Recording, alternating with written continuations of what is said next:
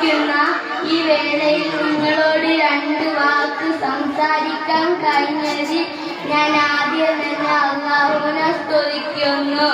അൽഹംദുലില്ലാഹ്.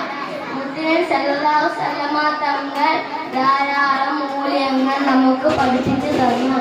എൻ്റെ ഈ കൊച്ചു പ്രസംഗത്തിൽ അതെല്ലാം വിശദീകരിക്കാൻ കഴിയില്ലല്ലോ.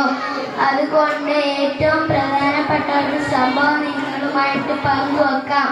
മുത്തുനബി പറയുകയുണ്ടായി, ഏത് പ്രശ്നം വന്നാലും സത്യം മാത്രമേ പറയാൻ പാടുള്ളൂ.